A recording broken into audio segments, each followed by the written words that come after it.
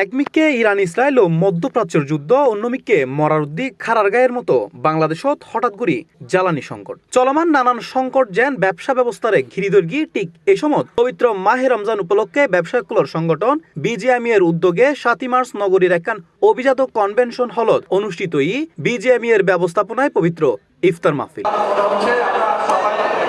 উক্ত ইফতার মাহফিলত উপস্থিত আছেন চট্টগ্রাম পার্বত্য বিষয়ক প্রতিমন্ত্রী মীর হেলাল উদ্দিন। এ সময় তিনি হয় চলমান জ্বালানি সংকট থাইলিও ইয়েনুত বাংলাদেশের ব্যবসা বাণিজ্য তেমন বিরূপ প্রতিক্রিয়া ফৈতুন। সর্বোচ্চ পর্যায় থেকে নিয়ে পুরো দেশবাসীকেই এনার্জি কনজার্ভিং মোড অর্থাৎ বিদ্যুৎ এবং জ্বালানি সাশ্রয়ের দিকে আপনারা দেখছেন যে উনি পদক্ষেপগুলো নিচ্ছেন।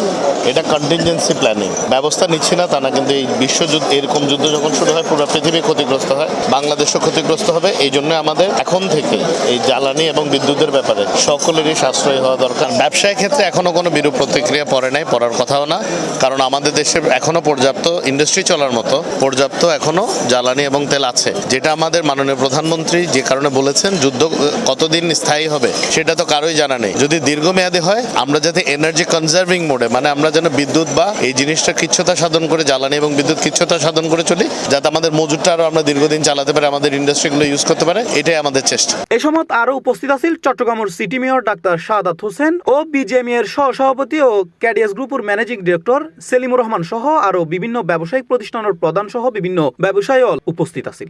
এ সময় তারা হয় মধ্যপ্রাচ্যে চলমান যুদ্ধ অবস্থা বাংলাদেশের ব্যবসা ক্ষেত্রে একখান মন্দ অবস্থা সৃষ্টি করেন। আমার মনে হয় আমরা সবাই মিলেই যদি একসাথে কাজ করতে পারি তাহলে চট্টগ্রাম বাঁচলেই যে বাংলাদেশ বাঁচবে, এই স্লোগানটাকে যদি আমরা সামনে এনে এই কাজগুলো করতে পারি তাহলে আশা করি এটা কঠিন কিছু নয়। আপনারা সবাই যে বিষয়টা নিয়ে আতঙ্কিত বা কনসার্ন সেটা হচ্ছে মধ্যপ্রাচ্যের যে যুদ্ধ। এই মধ্যপ্রাচ্যের যুদ্ধের কারণে আমাদের যে জ্বালানি সমস্যা তৈরি হয়েছে এই ব্যাপারেও আমরা সরকারের সাথে কথা বলেছি। এই বিষয়টা নিয়ে সরকার খুব সিরিয়াসলি কাজ করছে। একটু আগেই মাননীয় জ্বালানি প্রতিমন্ত্রীর সাথে আমার কথা হয়েছে, উনি কথা দিয়েছেন পোশাক শিল্পের যেসব জেনারেটর ডিজেল দ্বারা চালিত থাকে বিজিএমই এর সার্টিফিকেশনের ভিত্তিতে পানগুলা ড্রাম অথবা অন্য কন্টেনারে ডিজেল সরবরাহ করবে। এর বাইরে আগামীতে যেন জ্বালানি সমস্যার সমাধান সহজ হয়, এলএনজি যেন পর্যাপ্ত আমদানি করা যায় সে ব্যাপারে ওনারা উদ্যোগ নেবেন, যাতে করে অন্তত জ্বালানি নিয়ে আমাদেরকে ভুগতে না হয়। একটা কথা আছে ফোর্স মার্জার অ্যাক্ট অফ গড, এটা এমন একটা জিনিস অ্যাক্ট অফ গড টাইপের যুদ্ধ হয়েছে। কি হয়েছে আই উডন্ট নো, কিন্তু আমি স্পেকুলেট করতে পারি যেটাতে আমার পছন্দ না স্পেকুলেশনের। একটা হলো আমাদের তো এনার্জি সিকিউরিটি, আরএমজিতে energy security always there is a problem, right? So এইটা could take a little bad shape, কিন্তু আমি যতটুকু জানি সরকার রীতিমধ্যেই have done quite few steps যেখানে আমার সাপ্লাই চেইনটা ঠিক থাকবে। That could be a problem for 4 থেকে 1 সপ্তাহ মতো সমস্যা থাকতে পারে, একটা গ্যাপ আছে আমার পাইপলাইনে যা আছে আর কান্ট্রিতে যেটা আছে, that could be a problem. But long রানে সমস্যা হওয়া উচিত না। ঈদ আসতেছে, ঈদের লম্বা ছুটি আছে, so we should be okay in a long run. আসলে এটা শুধুমাত্র বাংলাদেশের উপর প্রভাব না, এটা সারা বিশ্বের উপর প্রভাব পড়বে, আমরা সবাই জানি। কারণ ব্যবসা করতে হলে কিছু লজিস্টিক সাপোর্ট লাগে, তার মধ্যে তেল একটা প্রধান ব্যাপার। সারা বিশ্ব আপনারা জানেন যে আপনার মধ্যপ্রাচ্যে আমাদের তেলের সবচেয়ে বড় সোর্স। তো সুতরাং এই তেল আমদানি যদি কোনোভাবে ঘাটতি পড়ে, এটা তো সমগ্র আমি বলবো শুধু বাংলাদেশ, সারা বিশ্বের উপর একটা বিরূপ প্রতিক্রিয়া সৃষ্টি হবে। অন্যদিকে রাজনৈতিক অস্থিরতা ও আন্তর্জাতিক প্রসঙ্গ সহ নানান কারণে চট্টগ্রামের বেশিরভাগ ছোট বড় ব্যবসা প্রতিষ্ঠান বন্ধ হয়ে যার বলে মনে করেন ব্যবসায়ী। অনার ইউক্রেন রাশিয়ার যুদ্ধ আছিল, করোনা আছিল, এর পরে আসছিল আইল যে অনার ট্রাম্পর টেরিফের কারণে এই বিভিন্ন সময় মধ্যে এখন একখান ঘাটতি খাড়ি উঠিবার সময়ের মধ্যেই একখান প্রতিবন্ধকতা সৃষ্টি হয়। এবং বর্তমানে যে 20% এক্সট্রা টেরিফ দিয়ে এই টেরিফে ছোট এবং মাঝারি শিল্প প্রতিষ্ঠানগুলোতে বহন করিবার ক্ষমতা ইয়েন নাই।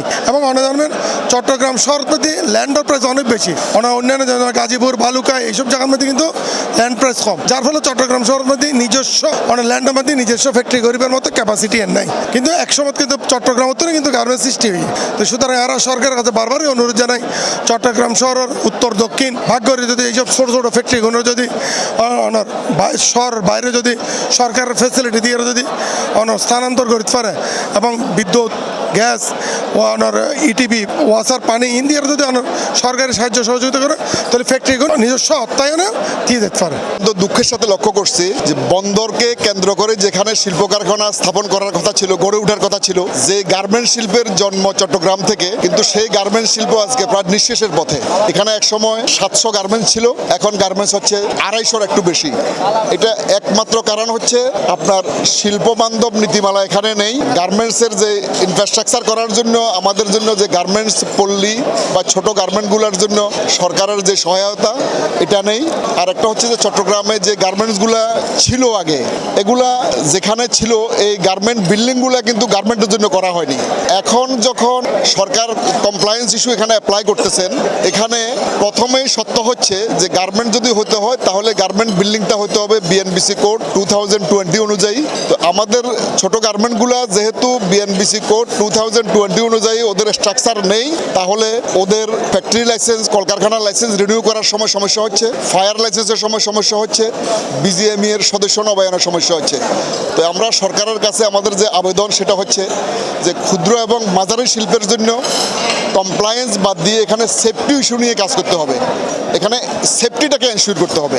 কর্মস্থলী বন্ধ থাকিলে তার অয়েল ক্যারিং প্রবলেম হয়ে যাবে, ফলে অনেক ধরনের প্রবলেম হয়ে যাবে। তবে আর মনে হয় না ইরান এবং আমেরিকার যুদ্ধ খুব বেশি দিন লাস্টিং করিব।